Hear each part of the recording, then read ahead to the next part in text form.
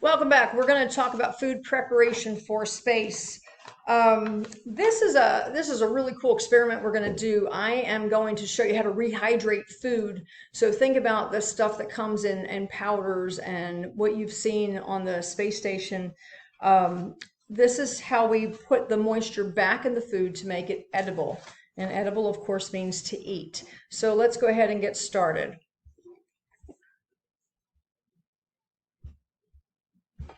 Okay, background information. As you know, for a long time, travelers have to condense their food. When I go backpacking, I need to get it really small because I don't have a lot of room in my backpack. So when you condense food, you're making it smaller, so it makes your journey a little bit easier. No different in the space program, just like the way hikers use rehydratable food. So you don't have to carry as much weight. The astronauts do exactly the same thing because it's very expensive to ship things up to space. Extra weight at liftoff means that the extra fuel is going to have to be used, which means it's going to cost a lot more money. And when you take foods that can be rehydrated in space, it really makes sense because it's cutting down on the amount of weight when that rocket takes off at liftoff. These foods also use up less space, so that's really good to keep in mind. And then even though they don't take water to space, they have a water reclamation process at the space station where water is actually produced on board.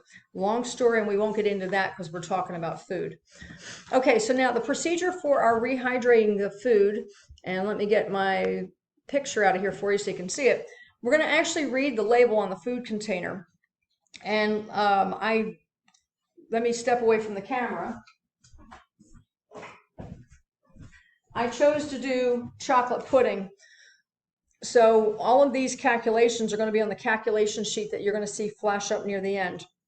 So the way you do this, you actually have to calculate the amount of dry ingredients that are going to be needed for your single serving, which is very, very interesting. And I've created a whole film about the whole rehydration process. So we're going to just go through these steps now, and then you can see the video as I'm rehydrating the food. Then you're going to look at what the ingredient needs to be rehydrated, added to rehydrate it. So what this means, and let me slow down on this. This is instant pudding, chocolate pudding. I absolutely love it. It's instant pudding, and when I want to rehydrate that powder, I add milk to this to make it thick and make it yummy delicious. So my box says I need to add low-fat milk. But what I'm not going to do is I don't want to add liquid milk because, of course, liquid milk is heavy. I'm going to go ahead and use dry milk. Now, dry milk is just like a powder. It's not pure white powder, but it's powdery. It's kind of chunky. I don't know if you've ever seen it.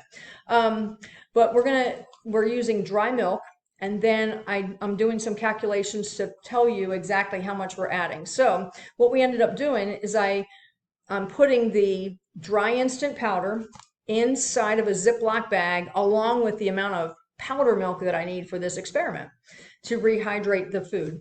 I shook it and stirred it and mixed it with a little bit of, I blended those together, and then I went ahead and put some water in there. I added a little bit of water, and I added the amount of water that I would have to make one individual serving.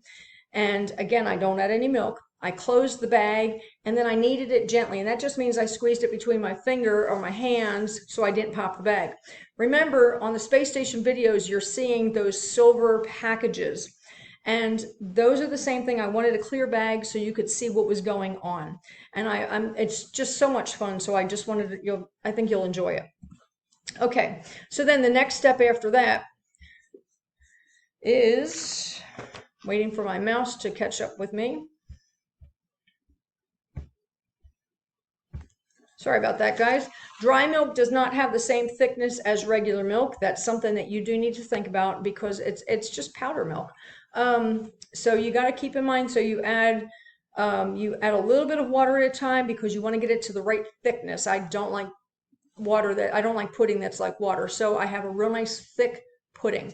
And other than that, you gently add it in. You add a little bit of water at a time, and then you can a little bit at a time and just increase it until you get it to the right, what we call consistency. So other than that, when you do the lab, now whether you do this in class or you use my information, that is up to the teacher. I do need you to keep a couple things in mind. So let's go ahead and look at the discussion questions. What changes did you observe? Obviously, a state of matter change takes place. I went from powders to a solid, or somewhat of a solid. And then would the temperature of the water make a difference? Do you think if I use water right out of the faucet, because we can do that here. I use water right out of the faucet, the sink, and I did not do any special water. So it was at what I call room temperature. And do you think it would have been different if I had used hot water or very cold water? So something to think about. You're going to talk about this with your table partners.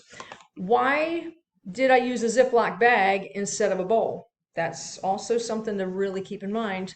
And how would being in that space affect the way you would prepare your food and the way you eat your food? So I want to see if you've been paying attention. I'm real curious to hear some of your answers. Again, I'm going to try to jump online with you guys at night, and we'll see what happens because of the 12-hour time difference. Like I said, I'm really missing not being in Shenzhen.